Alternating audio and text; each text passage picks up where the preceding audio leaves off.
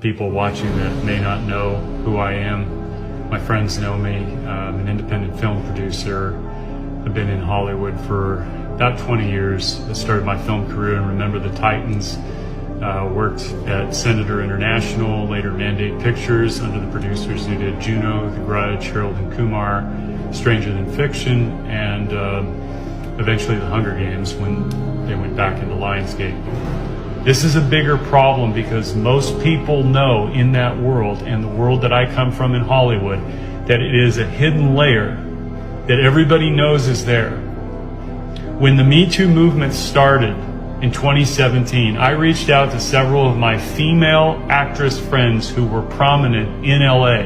You would know them by name. Many of them you would know by just their look, because you go, oh, that was her in that movie or that movie. And I said, well, what about the children? What about the children? And the response was, we know. But they were silent on it. And it destroyed me because it destroyed my illusion of what rights, human rights were, children's rights were. This is a child abuse system that we have been living in for a very long time, and it's been allowed to go on. And I will not be silent about this because it affects every single one of us. The people on television who smile at you, who tell you stories, who give you news, are the ones who hide all of this from us. They are not talking about the real issues. They are distracting you with division issues. This is a unification issue. When the Maxwell Files came out 48 hours ago, I went on MSNBC, I went on CNN.com, and I looked at every single one of their headlines, and there was no mention of it whatsoever.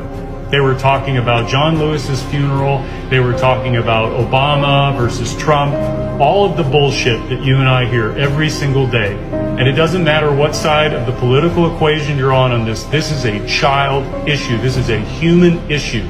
This is not a political issue. It has nothing to do with left versus right, Democrat versus Republican, liberal versus conservative, or anything you are or you identify with as in between.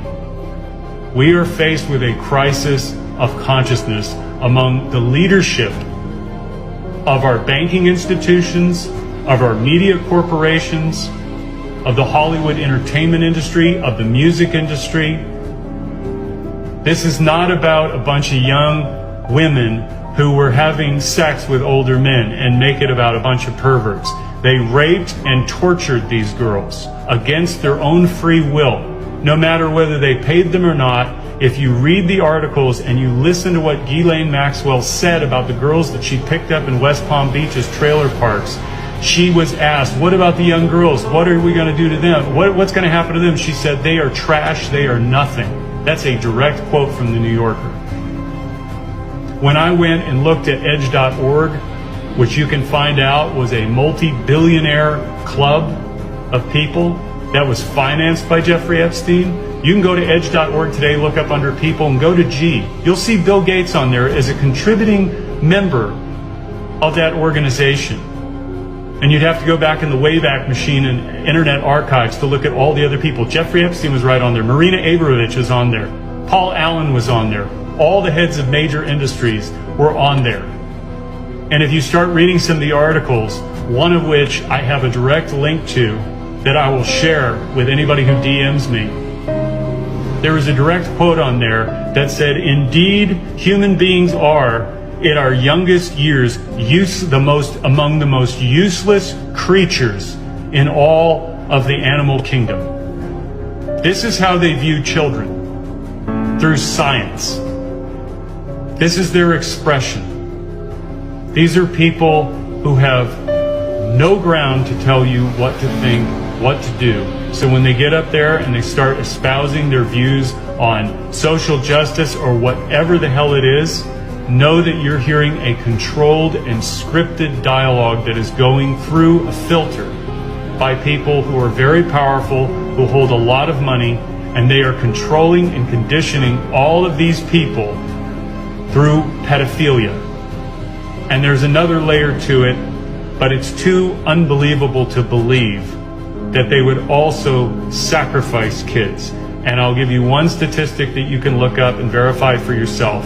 If you go to UNICEF and you look up child sex trafficking or human trafficking, you'll find a statistic globally, worldwide, according to the United Nations, that 40 million people a year are trafficked around this world. 40 million. It's a $150 billion a year industry for which has very dark and ugly ties. And it goes all the way up into Wall Street and beyond.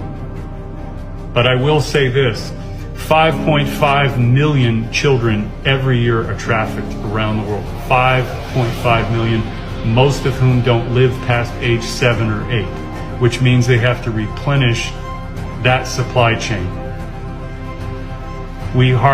They harvest organs of children on a black market. In China right now, there are concentration camps for young Muslims to the tune of 1 million people. Nobody's talking about this as modern day slavery. They are beating these people, they are re-indoctrinating them, and they are raping their wives to start a new bloodline. That's happening right now in China. You can find that on the Washington Post or the New York Times. Nobody else is saying anything about it in our politics, in our mainstream news. Nobody's talking about it. It is slavery of human beings is going on today, and it must stop, and it is a child abuse issue. All of these kids that were preyed upon, many of them came from bad homes. That's not their fault. But these predators, they come after our children because they can offer them things. They can offer them alcohol, they can offer them money, they can offer them drugs to lure them in. And suddenly, as you will find out if you read the Maxwell testimony, you'll find that what they were doing is they asked Ghislaine Maxwell, well, did you ever talk to her about money that she could earn, about giving a hand job or sexual favors to Epstein? And she went through this long explanation. Well, we discussed career advice, and I advised her and possibly, told her that where she could advance her career. That's as far as she would go, and then her lawyer cut her off. These people don't give a shit about anybody, and they get up there and they smile in front of you, and they are infiltrated throughout all of our institutions, including government. They own the politicians, right and left. What we are going to find out very soon is that there aren't Democrats and Republicans in the United States government.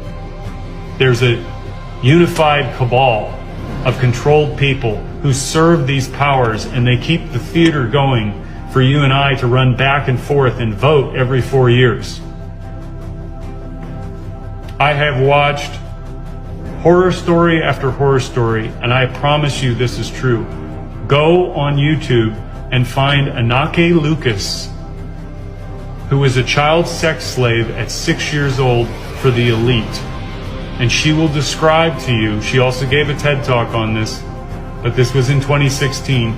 She talked about the block of wood that she saw with the stains of blood of children on it. The predators are not just raping and having sex and torturing and beating these kids. They're murdering them for pleasure. This is not a pedophile. These are psychopaths. And they have no remorse whatsoever.